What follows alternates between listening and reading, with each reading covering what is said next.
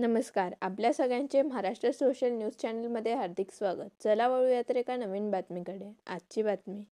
मुख्यमंत्री लाडकी बहीण योजनेतील KYC प्रक्रियेमुळे महिलांवर अन्याय होत असल्याचा आरोप करत लोकक्रांती सेनेने प्रशासनाकडे तक्रार केली आहे.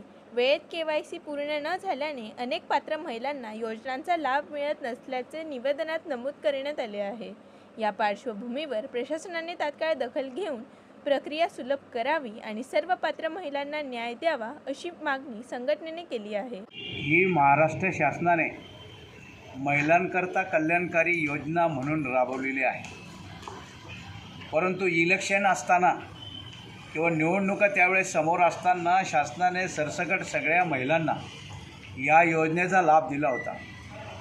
परंतु आता KYCचं कारण पुढे करून विविध अडचणी पुढे करून या योजनेच्या खऱ्या अर्थाने ज्या लाभार्थी महिला आहेत, ज्या भगिनी आहेत, यांना मात्र प्रशासनाच्या माध्यमातून विविध अडचणी आणून जास्तीत जास्त कशी कमी करता येतील अशा प्रकारचा प्रयत्न एकंदरीत प्रशासन करताना दिसतंय.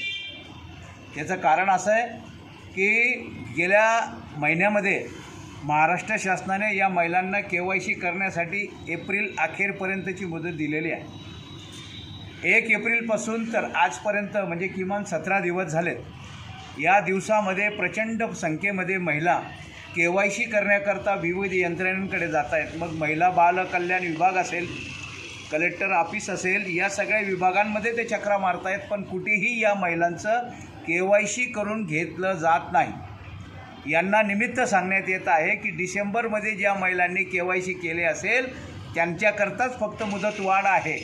ही जाचक आट लावून शासनाला या महिलांना या योजनेपासून वंचित ठेवायचं आहे, अशा प्रकारचा असंतोष या महिलांमध्ये मोठ्या प्रमाणात आता पसरू लागलेला आहे. शासनाने फक्त स्वार्थीपणाने महिलांचा उपयोग करून सत्तेवर येण्यासाठी याचा उपयोग करून घेतला आहे असं महिलांना आता वाटू लागलेलं आहे. या संदर्भात माननीय जिल्हाधिकारी ॲडिशनल कलेक्टर साहेब यांना आम्ही आता नुकतंच लोकक्रांती सेनेच्या वतीने निवेदन दिलेलं आहे आणि विनंती केलेली आहे की ताबडतोबीनं संबंधित यंत्रणांना आदेश करून या सर्व महिलांच्या ज्या पात्र आहेत, अपात्र महिलांच्या बाबतीत आम्ही बोलणार नाहीत, अपात्र असतील त्यांना अपात्रच करावं, परंतु जे पात्र महिला आहेत या महिलांची KYC करून घेऊन डिसेंबर 25पर्यंत यांना लाभ मिळालेला आहे तो पूर्ववत मिळावा अशा प्रकारचं निवेदन लोकक्रांतीच्या वतीने आम्ही दिलेलं आहे.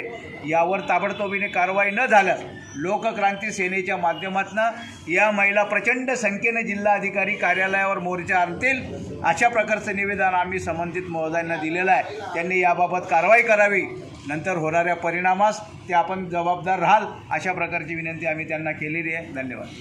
बातमी आवडल्यास चॅनलला लाईक व सबस्क्राईब करा व दररोज अशा नवनवीन बातम्या पाहण्यासाठी चॅनलला फॉलो करा. धन्यवाद.